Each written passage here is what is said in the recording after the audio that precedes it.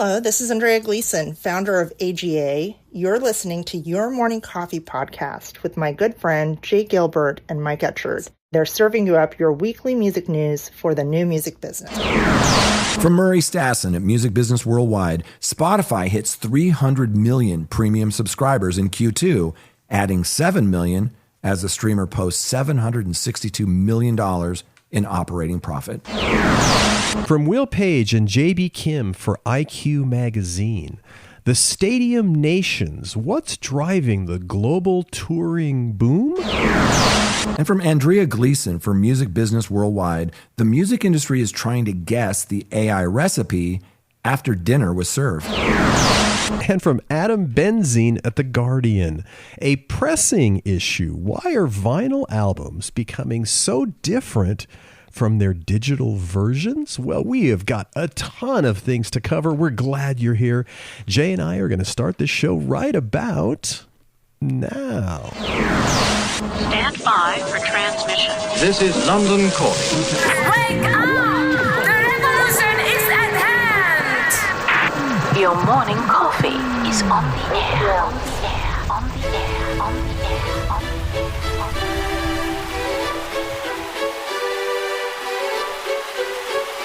Standing by.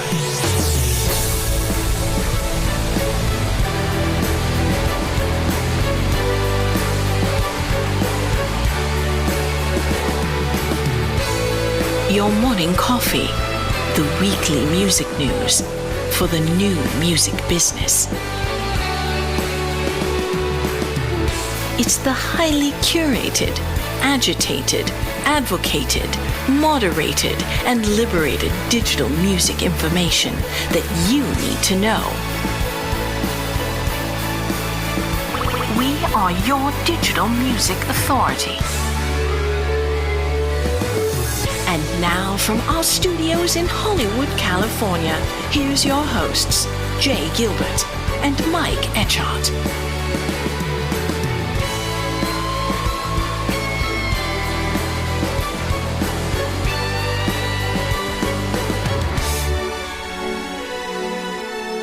Well, Jay, this has been a fun morning already. You and I have been chatting about everything under the sun for the last hour and 15 minutes, it turns out. So much going on today. So many good things. By the way, let's thank Andrea Gleason for that cool intro. She's the CEO of AGA. That's Andrea Gleason Advisory, but you might remember her as the former CEO of TuneCore. She's an artist advocate, a consultant, and just a lovely human. Yes, we do appreciate that. Very, very cool of her. Let's go jump into some of the smaller stories. First one is from Peter Kern at CDM. Music to confuse AI might be the next genre. So Peter's piece covers a growing micro trend. This is artists deliberately releasing bad, weird, or absurdist music, hoping AI models will learn from it. Some of this is so crazy.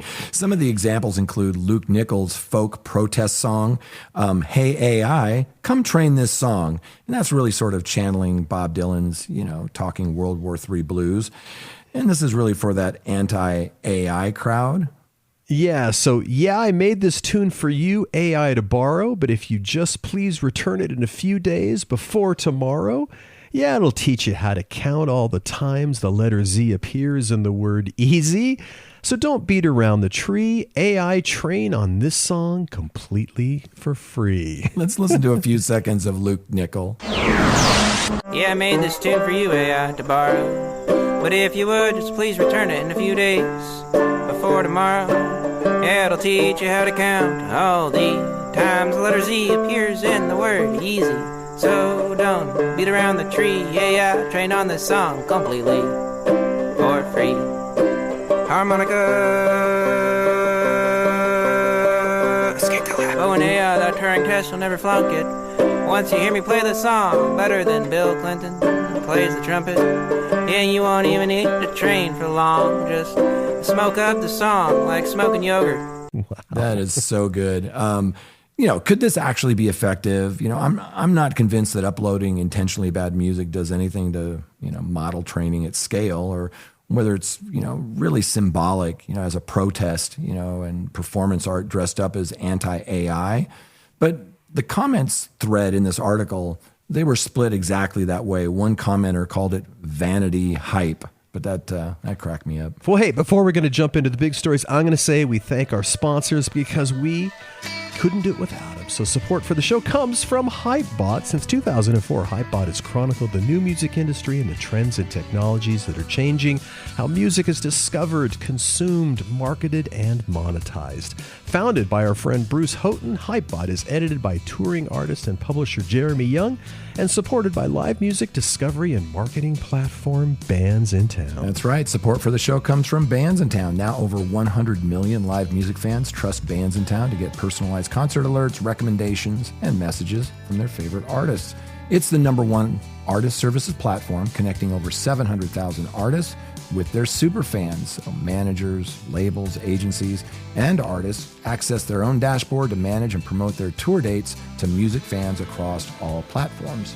Yep, and every week my favorite part of the week is hanging out with my good friend Jay Gilbert, music business consultant, educator, curator of the weekly Your Morning Coffee newsletter, and a former executive with Universal Music, Sony Music, and Warner Music Groups, and the owner of every single Minnesota Vikings football card that has been issued.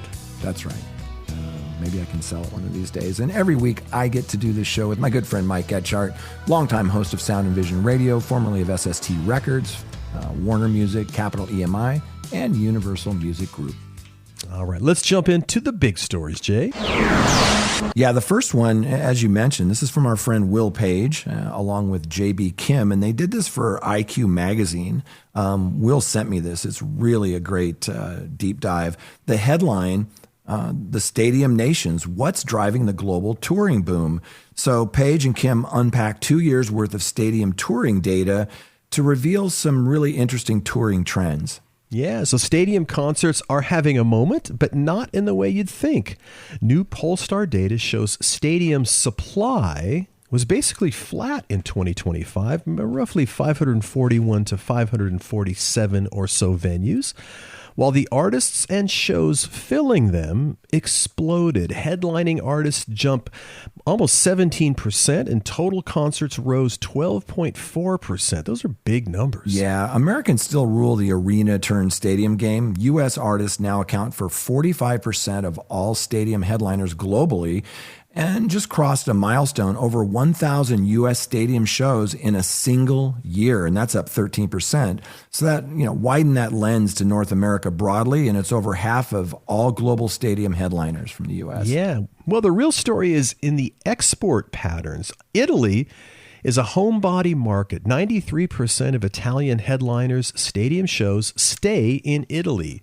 South Korea is the mirror image. Only 8% of Korean headliners play at home, with 3 times more shows happening in Japan than Korea itself. That's K-pop's production line export model in one stat, backed by a median artist career length of just 10 years versus more like 45 to 53 for legacy rock acts like Metallica and AC/DC. Right. And they point out in this piece that churn is brutal. Of the 912 headliners in 2025, only 255 also toured in 2024. Reunions, comeback cycles, think Oasis, Beyonce, Kendrick Lamar. They're doing a lot of the heavy lifting on growth, while true constants, like Coldplay, Ed Sheeran, 17, those are really rare. Yeah, well, what's the catch? How about affordability? A Wembley night out can run £500 or more per couple once tickets, food, and transport are factored in. And the piece flags early oversupply warning signs, with new stadium builds planned across the Gulf states, Latin America, and West Africa. The industry's betting on continued expansion, but the economics only work if demand keeps pace with supply. Yeah, read that full article, IQ Magazine. Really great job. Thanks, Will Page, for sending that over. There was lots of Spotify news this week. We're only going to cover some of it. The main one, Murray Stassen from Music Business Worldwide, the headline, of course. Spotify hits 300 million premium subscribers in Q2, adding 7 million subscribers as the streamer posts $762 million in operating profit. Yeah, Spotify closed Q2 2026 with 300 million premium subscribers. That's up 7 million from Q1 and 1 million ahead of its own guidance. Total monthly active users hit 777 million. That's up 12% year over year. Net income swung to $634 million from a net loss just a year ago. Yeah, continued growth. The quarter also included Spotify's 20th anniversary in-app campaign. Nearly 100 million users engaged in the first 6 days. And the U.S. launch of Reserved, its Live Nation partnership giving superfans early access to concert tickets. So guidance for Q3 points to 305 million subscribers and continued double-digit growth. Yeah, so where is that growth coming from? Well, it's sort of a regional mix. Europe still the largest slice at 36% of subscriptions, but growth was broad-based across Europe, North America, Latin America, and the rest of the world. Yeah, and premium average revenue per user, that was up almost 8% year over year at constant currency. And price increases are really doing the real work there. Ad-supported revenue was only up 3%. Here's a few thoughts. What does 300 million premium subscriptions, a scale few companies in history have reached, that's per co-CEO Alex Nordstrom, mean for negotiating leverage in the next round of label renewals? Well, with average revenue per user gains driving most of the premium revenue growth rather than pure subscriber ads, is Spotify entering a mature market phase where pricing power becomes the primary lever? Interesting stuff. Well, a little bit more Spotify news. This one's from Ariel King over at Billboard. Merlin signs licensing agreement with Spotify for AI remixing tools. So Merlin has signed a licensing deal with Spotify that opens up the platform's AI remixing tool to the roughly 30,000 independent labels and artists that's in Merlin's network. Yeah, this deal lets Merlin-repped artists opt in to have their catalog used in Spotify's Remix Covers product. And following the same framework Spotify struck with UMG back in May, Spotify frames it as built on consent, credit, and compensation, with participating artists getting a cut of the new revenue stream and driving listeners back to the originals. Yeah, so what's the bigger pattern here? This is Spotify's systematically working through the majors then indies pipeline. So UMG in May, that was recorded and publishing rights, now Merlin. It's worth flagging that Spotify listed 5 label partners last October. That's UMG, WMG, Sony, Merlin, and Believe as part of its Artist First AI framework. So watch for Warner Music Group, Sony, and Believe deals to follow the same template. Yeah, and I think it's the opt-in that's the differentiator here. You know, every quote in this article leans hard on consent choice language. Charlie Hellman's credited and compensated line, Merlin CEO Charlie Lexton's choice to make their music available quote. So this is Spotify explicitly positioning itself against the Suno Udio model, which is sort of scrape first, license later, which is now facing GEMA and U.S. litigation. Yeah, there are some business mechanics involved. It's a paid add-on for premium subscribers. So this is Spotify creating a new monetizable tier, not just a feature bolt-on. It will be interesting to learn what additional streaming revenue actually nets an indie artist versus a major label act. Yeah, really great piece. Our next piece is from Andrea Gleason, and this is for Music Business Worldwide. She's a friend, former TuneCore CEO, now founder of her own company, AGA. She argues that the music industry has quietly moved past the AI is good or bad debate and into commercialization phase, with the commercial rules for AI music being set by the market before legislation catches up, echoing how Spotify and YouTube's Content ID shaped norms years ago for the Music Modernization Act. Right. Well, here's her core argument. AI's real challenge isn't the technology. It's building interoperable infrastructure across 4 value chain layers: creation, distribution, attribution, and consumption. So creators get properly credited, paid, and protected. Her central metaphor: detection is a chef guessing a recipe after the meal is served. Provenance is the sous chef writing it down as it's cooked. She wants that provenance captured at the DAW/creation level, not reconstructed downstream. Yeah, and Mike, for those that don't know, explain a little bit about what a DAW is. That would be a digital audio workstation like Pro Tools, like Logic, anything that we work on a computer with, basically, which kind of takes the place of a recording studio these days. In many cases, absolutely. So a few other important points that Andrea makes. The pace of market versus legislation, right? Spotify preceded the MMA by almost 10 years. YouTube's Content ID, that was 2007, preceded UGC copyright clarity. And her prediction is that AI is following the same script. Market standardizes first, regulation follows. Right, and she talks about the flurry of recent moves that she cites as evidence. So Deezer, of course, talks about 90,000 plus AI tracks a day, over half of new uploads. Tidal is auto-tagging fully AI-generated tracks and excluding them from royalty-bearing streams.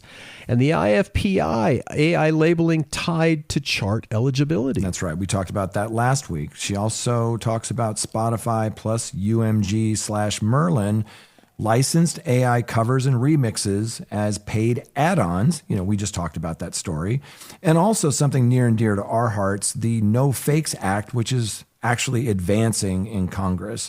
The next point is that metadata really becomes money. Once AI labels affect royalties, chart eligibility, and discovery, the accuracy of the underlying metadata becomes a commercial issue, not just a technical one. Very important. Yeah. And she talks about a 4-layer value chain framework: creation, distribution, attribution, and consumption. Each depends on the one before it. And of course, DAWs as an overlooked provenance layer. So embedded AI in DAWs like vocal modeling, stem separation, mastering makes the DAW itself the ideal provenance capture point. And Andrea covers consumer sentiment. According to Luminate, interest in AI-generated music fell minus 13%, that's May of 2025, to minus 20% at the end of 2025. It's the sharpest drop was among Gen Z and Alpha, but 1 in 3 listeners are fine with AI instrumentals. 46% are uncomfortable with fully AI-generated tracks on the vocal side. And then creators are more bullish than the public. So 54% of musicians are positive on AI tools versus 35% of non-musicians, and 18% are already using AI to edit and remix. Yeah, there are some case studies worth name dropping here. So Grimes and TuneCore 2023 framework, which is consent, control, compensation, transparency. She calls this a precursor to today's norms. Robert Owens and the Voice Swap Beatport Label Radar licensed AI voice collaboration. It reframes AI as participation, not replacement. Yeah, I'm hearing a lot more of that. And also, innovation isn't the problem. Coordination is. A3E survey said that 89% say industry lacks coordination on interoperability, transparency, and trust. 92% plus want to join future coalition talks. Wow, so much to cover, so much great going job on in this space. Yeah, good article and brings up a lot of interesting points. Our next story, it's from Adam Benzine at The Guardian. A pressing issue. Why are vinyl albums becoming so different from their digital versions? So Guardian journalist Adam Benzine reports on a growing fan backlash. Vinyl editions of major albums are shipping with different, often shorter or unfinished content than their digital counterparts. A pressing issue. I see what you did there. Charlie XCX's music fashion film Vinyl is missing David Cronenberg's spoken word contribution to No One Lasts Forever because it missed the pressing deadline. Olivia Rodrigo's You Seem Pretty Sad for a Girl So in Love has truncated songs across multiple tracks. Violin outros were cut, bridges dropped, despite being released in a dozen plus collectible vinyl configuration. Ray's album, This Album May Contain Hope, shipped with earlier mixes than the final digital release. Yeah, The Weeknd's Hurry Up Tomorrow album, first pressing, had only 11 of 22 tracks, later followed by a paid complete edition. Beyoncé's Cowboy Carter vinyl was missing 5 songs. The root cause of all of this? Pressing plants need masters more than 6 weeks out versus just 5 business days for Spotify. And elaborate packaging, variants add more lead time, so labels are locking vinyl audio before the final digital mix is even done. Yeah, retailers are warning this could cause what they call buyer exhaustion, even as vinyl sales hit 18th straight year in a row of growth. So here's what you need to know. The core tension, is physical manufacturing lead times are now shaping, not just packaging, the creative process itself. Rodrigo reportedly wrote her closing track a week before the vinyl cutoff. And, are labels being transparent with retailers and distributors about which mixes they ship on vinyl? I don't think so. Well, here's some 3 points to consider. First off, consumer trust angle. Rodrigo's own store reportedly told a fan the vinyl was received as intended and denied a refund. There's also some fan economics going on here. People are paying premium prices, multiple variants, lenticular covers, pop-up books, for what turns out to be an inferior audio product. They're labeling this as collector fatigue.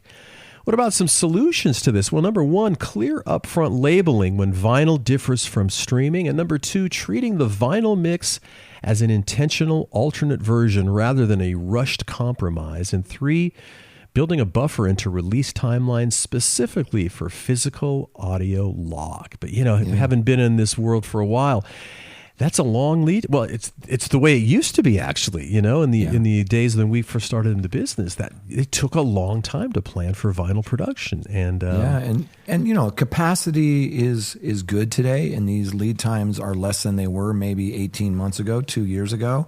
But it's interesting. I didn't realize that this was the problem that it is. Our next piece is by our friend Kristen Robinson at Billboard. The headline was, record companies want to regulate AI tracks. How do their proposals for charts and streaming services compare? So this summer marks the record industry's first coordinated move to actually regulate AI music after years of staying mostly on the sidelines of the public debate. 2 separate proposals landed within weeks of each other in July.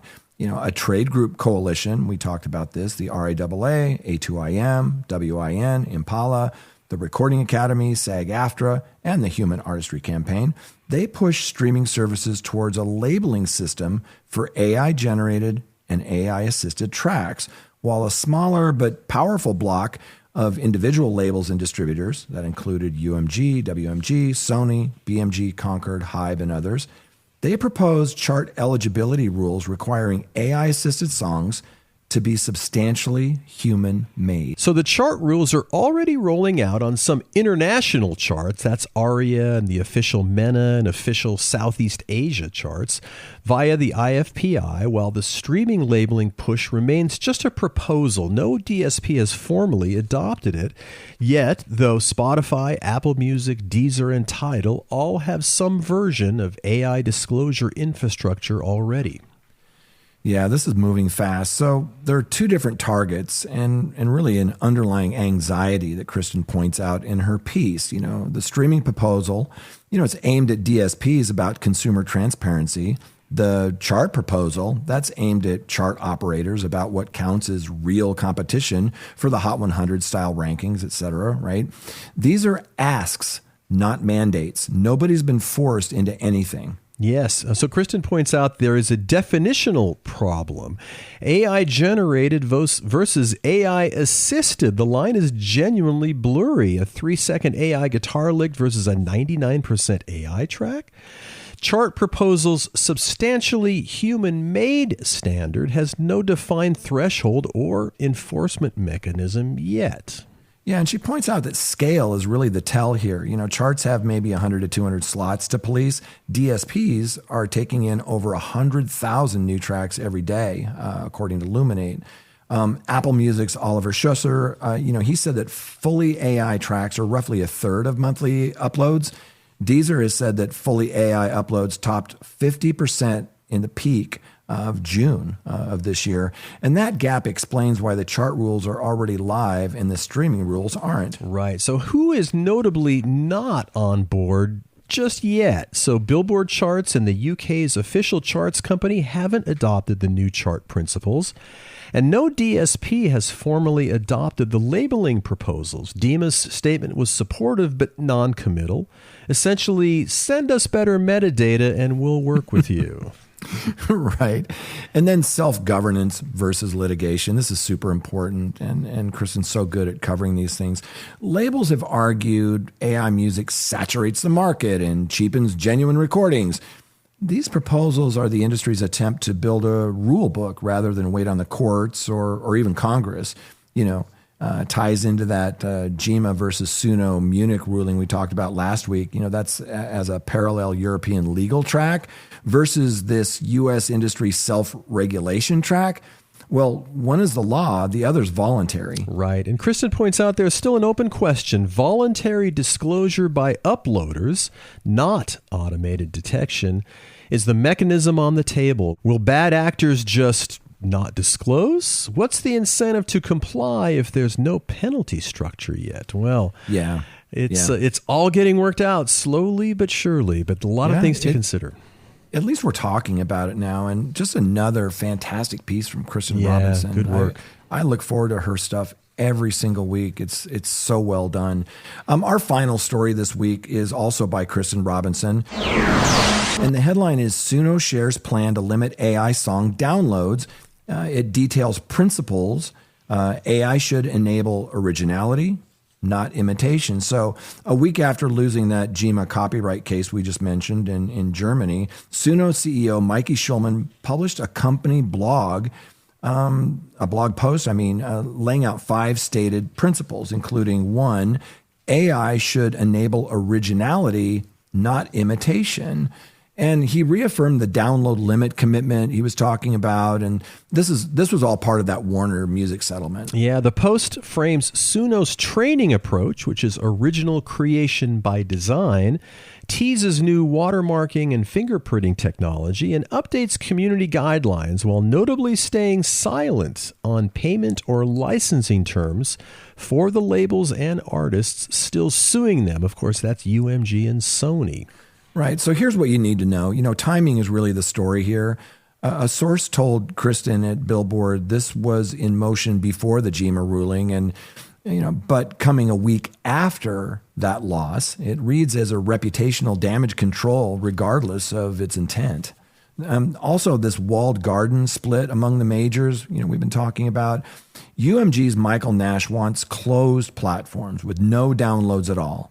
Warner settled on the strength of a download limit, not a full wall.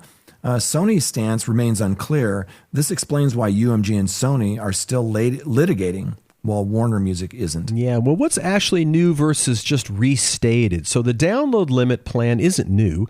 That was first promised in the WMG settlement in late 2025. But what is new?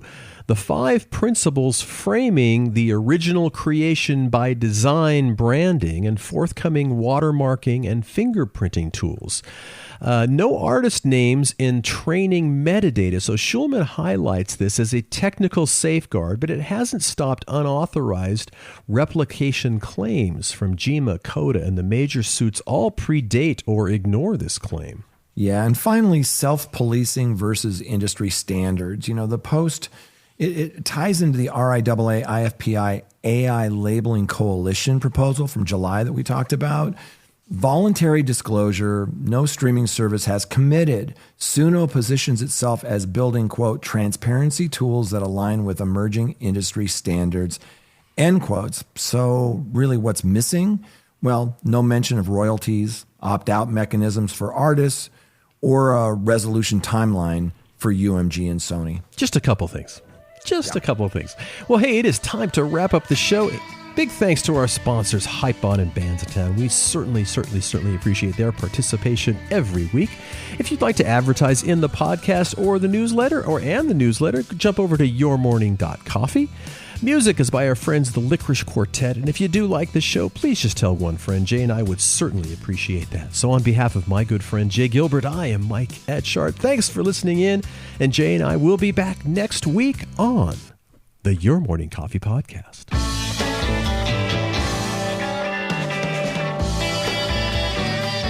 You've been listening to Your Morning Coffee, the weekly music news program for the new music business. Join Jay Gilbert and Mike Etchart next time for the digital music news you need to know.